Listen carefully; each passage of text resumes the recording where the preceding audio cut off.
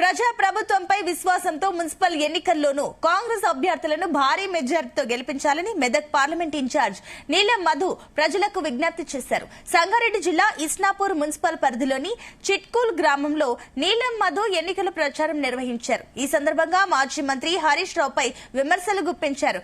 SC, ST, బీసీలను BRS ప్రభుత్వం ఎంతగా మోసం చేసిందో ప్రజలకు తెలుసునని నీలం మధు గుర్తు చేశారు.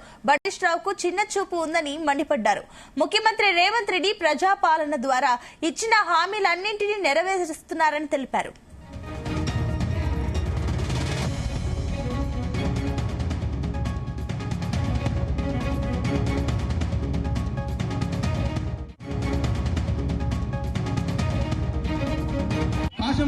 కాశమల్లయ్యల భూమి, ఆ భూమి ఎట్లా వచ్చిందో తెలుసు, దాంట్లో ఏమి చేసేదో తెలుసు మాకు.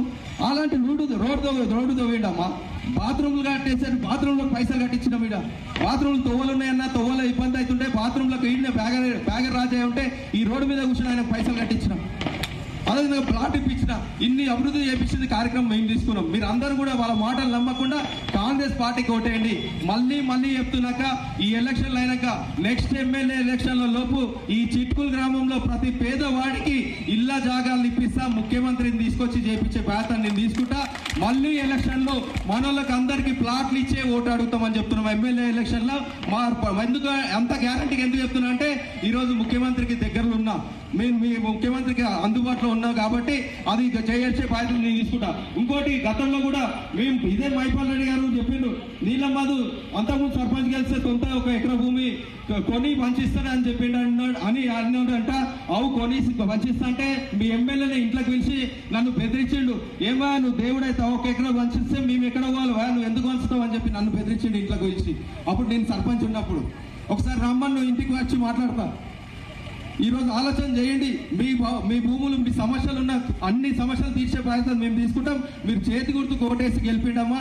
మళ్ళీ రిక్వెస్ట్ చేస్తున్నా, పైసలు తీసుకోండి, మన పైసలే అవన్నీ. అవి 10 ఏళ్ళు దోసుకొని వాళ్ళ పాల కంపెనీలు, ఒక రోజు పాల కంపెనీలు హరీష్ రావుకు చెప్పులు, పారగాన్ చెప్పులు ఉంటుండే ఏది తెలంగాణ రాకముందు. ఈరోజు పాల కంపెనీ ఉంది. పాల కంపెనీ ఇప్పుడు మన పిల్లలు బతుకు, మన పిల్లలన్న బతుకు కంపెనీలలో వేస్తే, కానీ పొద్దున్న లేసి అన్ని ఇండస్ట్రీలలో పాలు వచ్చేది హరీష్ రావు అమ్మ. ఆడ ప్రాజెక్టు మల్లన్న ప్రాజెక్ట్ కాడ మొన్న చూడొచ్చు, సిద్దిపేట ప్రజలను అడగండి, ఆడ మల్లన్న కాడ ఎంత దోసుకురో చెప్పారు. ఒక మల్లారెడ్డి అని రైతు ఉంటాడు, మల్లారెడ్డి అనే రైతుంటే ఇల్లు పోతుంటే గులగొట్టకు సార్ అని చెప్పి కాలు మొక్కుతుంటే జేసీబీ ఈనం బీకేకి గులగొడుతుండు. ఇట్లా అవన్నీ మర్చిపోతారు అనుకుంటారు ఆ తెలంగాణ ప్రజలు. హరీష్ రావు ఒక్కసారి ఆలోచన చేయండి. మీరు మా ఎస్సీ, ఎస్టీ, బీసీ బిడ్డలను ఎంతో ద్రోహం చేయాలనుకుంటారో మీకు తెలుసు. మీ దొరలను మేము ఊకోము, దొరల పాలననే పొందబెట్టి ఫామ్ హౌస్ ఫామ్ చేసినాము. మళ్ళీ మా ప్రభుత్వం ప్రజాప్రభుత్వం ఉంది. మళ్ళీ కూడా ముఖ్యమంత్రి మళ్ళీ అవుతాడు. ఎందుకు అవుతాడని నేను చెప్తున్నా. ప్రతి ఒక్క పేదవాడికి 72 గజాలు ఇస్తా అని చెప్తాడు. 72 గజాలు ఇస్తే మనమే మళ్ళీ తిరిగి ఓటేసి మళ్ళా ముఖ్యమంత్రి చేసుకుంటామని చెప్పి తెలియజేస్తున్నా.